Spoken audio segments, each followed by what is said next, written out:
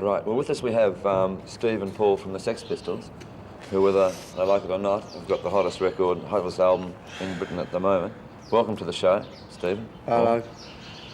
First of all, can we go back, going over, say, a year ago, because down in the land down under, we didn't know that much about you until Anarchy in the UK, which caused a storm both in the UK and then eventually down in Australia with EMI. Can you tell us a little bit about the group before you actually broke or signed up with EMI? When you've been I forgot. It's only a year ago. Do you know? Paul? Well, before we signed with EMI? Yeah. I mean, what were you doing? Yeah, we was just playing around clubs in London. Built up a big following, and that led up to the signing with EMI. They signed us about this time last year, I think. And at that stage, I mean, was there any aggro as far as the company was concerned? I mean, Who with? with between the group and the company. I mean, Yeah, all the time. Yeah, as soon as we started, they tried to tell us what single to bring out straight away, which was the wrong thing to do. They tried to tell us to bring out, I think it was Vacant straight away, but we wanted Anarchy in the UK, and we got it, and they didn't like that, so it was crap right from the start. now the row with EMI was over really what? I mean, what was the true story behind the break with EMI, Stephen? Don't know, still don't know. There was a lot of things, a lot of rumours saying that, they were just scared of us, really. Like, they wanted us at first as a novelty, and like, once they got us, they were scared of us. Scared in what respect, though? Well, after that Grundy thing, they shit themselves, they didn't know what to do with us. Yeah. Then we went to, where was it? A&M. Amsterdam. Oh, that's right. And like, What's that? It's a couple of birds. where? Oh, one of them. And when we went to Amsterdam, like, the press at the airport said we shit and puked up everywhere, and like we didn't. And we got to Amsterdam, we got a letter saying that they wanted to withdraw their contract, so they did. And we didn't have a rental company then. They give us £40,000. Well, at that stage, Anarchy in the UK had already been released, both UK, Europe, and down Yeah, but in they Australia. stopped bringing it out. Yeah, they stopped They bringing wouldn't it out. stock it. Like, they made out like no one could get in the records, but they just didn't fucking bother getting it out, putting it out anyway. Right. And then after that, there was a lull, and then you were signed A up. bit of a Bit of a lull. lull Bit of a lull, and you were signed up then with A&M Yeah, for another- a week. for a week. Yeah. for a week. And then again, there was all the money thing, and they opted out of their contract. And then I read how you as a group were finding it rather frustrating in the sense that all you wanted to do was go out and play and put down a record. Was it that Yeah. frustrating at that stage? Well, I wanted to get it rattled out, but like, Yeah. it didn't fucking matter because like, they had all that dough, like, so we spent it. And what actually happened to the money? I mean, did you put it away, or you didn't really spend it all? You couldn't. Oh, we put it Down in, the pub. put it into funds. Yeah. We give it to We charity. give it to Oxfam. Right. So then after that, so punks could get their clothes for nothing. See?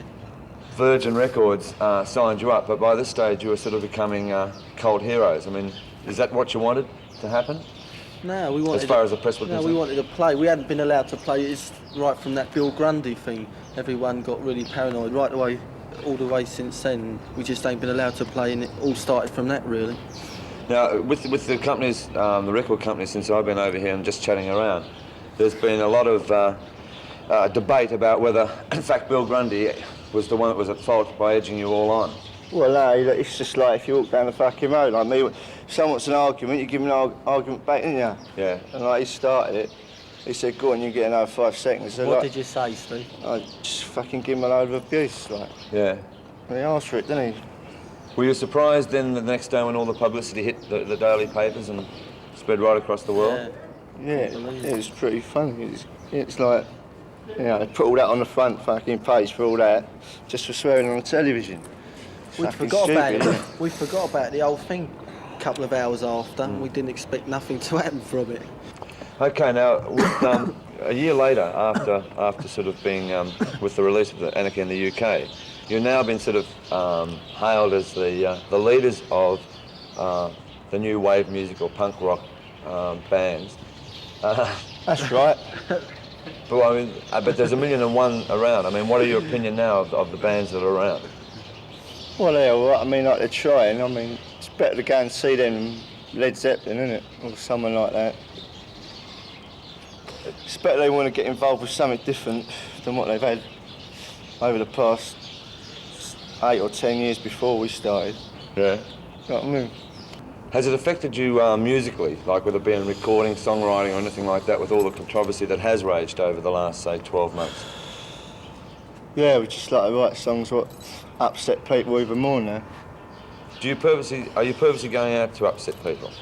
No, but people upset us, so like, we just do everything we can to get on their nerves. Are you all, or are you two anti-establishment? It's up to other people to decide, isn't it? Everyone- We don't everyone- go out to say, oh, we're anti-establishment, we're this, we're that. We just do what we wanna do. We're just ourselves. Yeah. If people don't like it, tough. Like, for instance, when you brought out God Save the Queen, a lot of people in the daily press, and then in some cases in the musical press, said you were anti-royalists. Are you anti-royalists? Well, I've never met the Queen in my life, so why should I want to know her? Is it big? I mean, do you think, well, let's Don't go on. bother about it. We don't bother about it. We just don't care about the Queen. She don't give a fuck about us, does she? Yeah, but not bothering about it, then why write a song about it? Why not? We write a song about how much we don't like her. Yeah. On that, Nothing wrong with that. It's only a statement, isn't it? Saying Yeah. something what you feel, just because you put it on a record. Now with Pretty Vacant, which was probably now one of the easiest going singles to go onto the charts because there wasn't the flack that was coming out of the other two. Is that the way you prefer it to be, like just to get on with the music and not worry about so much the bullshit that Yeah, but surrounds we things? get bullshit all the time from people. We're just trying to do what we want to do all the time. We just get bullshit all the time, non-stop. But from whom? From your recording Everyone, company? yeah. Not just them, everyone. All the press, everyone, all the media, you know. Yeah. I mean, Just won't leave us alone. yeah, well, exactly. I mean, like, you could pick up, I mean, for literally 8 months running, you could find that You can pick up the Sun today and find us in there. yeah, but I mean, like for 8 months running, like, you found Sounds and NME, and now even Melody Maker and Record Mirror, Yeah. sort of giving you short space, say, this time a year ago, but sort of claiming you as a potentially good group, to now, where we're on the front cover every week. Did you get bored with that? I mean, Well, what was your attitude towards that every week? Music papers. Yeah. Yeah, they got nothing better to write about, I suppose, you know. They're just as fed up as writing about all the old shit groups as we. it just sells their papers, Yeah. putting us in it now. You know what I mean? Yeah. Like it putting is us on the boring. front. It just sells their papers. And it's a bit stupid, really. Now, on the on the live side of things, is it proving frustrating for you that you're unable to play at a lot of gigs Yeah, of for course it is. many reasons? What, that we can't play live? Mm. Yeah, of course it is. We want to play live. That's the idea of being in a group. But we ain't been allowed to. We seem to have got more fucking successful not playing anywhere than we have playing, but like, we want to play, you know. Yeah. What about a possible tour, you know, going to either America or to Asia or down to Australia? Well, we're going to Australia sometime next year, but don't know where. Yeah, we're when. starting a tour that'll take us all over the world. I think next year we should be constantly. Tell them about your mate Constantly out there. touring. Oh yeah, my mate in Australia. You've got a My mate in Australia. What's his name? Danny. And where do you think he if is? he's still there, he's on the run. He's on the run, Yeah. is he? I see. I've got a mate out Let's there. hope he's stopped enough to see the telly. I've got a mate out there as well. Hi, Danny. Now listen, His name's Bruce. his name's Bruce. It'd be There's a easy lot of to Bruces find. out there. It'd be actually. easy to find, wouldn't it? No, listen. Now back to music. on the album side, you've just released your first album, and it's gone to #1 within a day in England on the British charts, on the albums charts. Does it worry you that you're perhaps too big now? No, we don't. Like, we don't think of it as being famous. I mean, like, I still, you know, it's Just still feel the same. I don't feel famous at all. Like we don't drive about in limousines or anything. We're just doing the same things now as we done a year ago.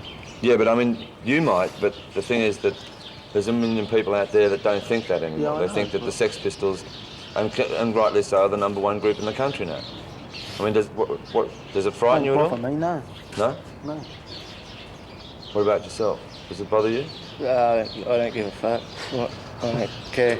Has it proved to be a hassle though that suddenly you've He's shot, my mate. Fuck all you cunt.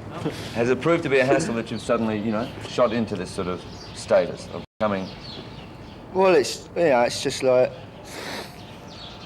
One of them things, isn't it? like if we started out just being different, so like we're getting our, we sort of like paid our dues all our fucking life, and like we're just getting something back for it, because like we started out, we didn't want to be nice and everything to please it. We just want to do what we want to do. Like now everyone hated us, and then all of a sudden we sort of like become famous through that. Now on the songwriting side of the group, I mean, are you all writing songs now or what? Yeah, we all write the songs. Yeah.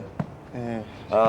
And like now, take Anarchy in the UK, and you were saying just a moment ago that you thought it came out too early.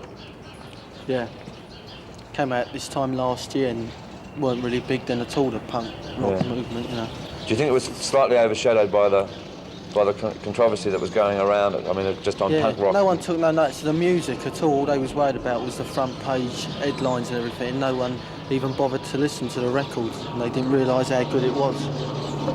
Yeah, God Save the Queen sort of was obviously something that was going to cause a lot of controversy as far as whether you liked it or not. Pretty Vacant, people have taken it pretty serious and to your favour. I mean, you must be pretty happy about the way Pretty Vacant was treated.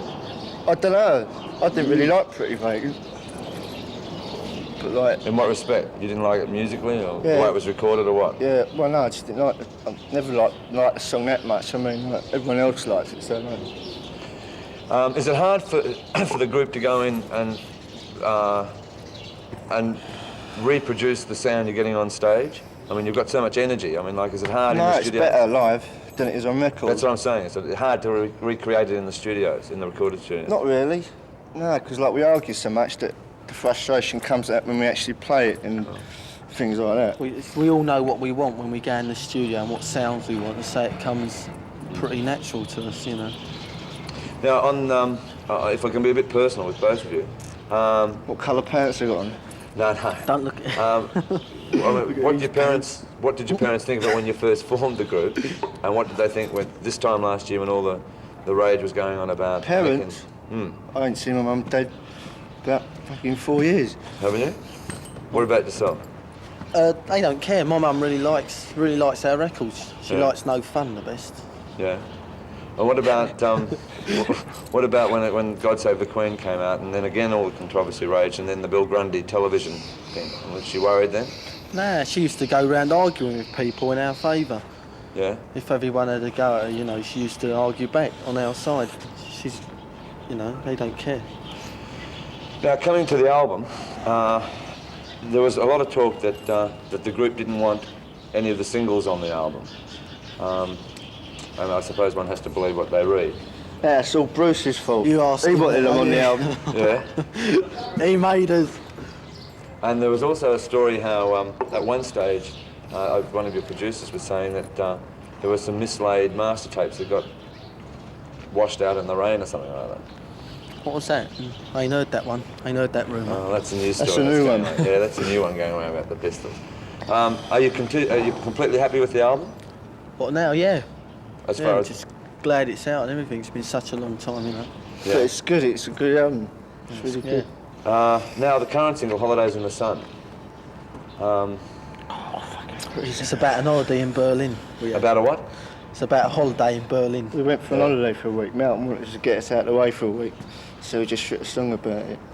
And when do you actually write your songs? Sort of when you're rehearsing, or just? Yeah, we'll Yeah. go down the studio and just work it all out. Like if there's a few ideas, like everyone else puts some ideas into it. Yeah. And like, there's a lot of arguing. That, I don't like this bit, I don't like that bit, but like, in the end, like you get a song out of it, so it's worth it. So what can we look forward to from the Pistols over the next 6 months then? Now that you've got this album out of the way.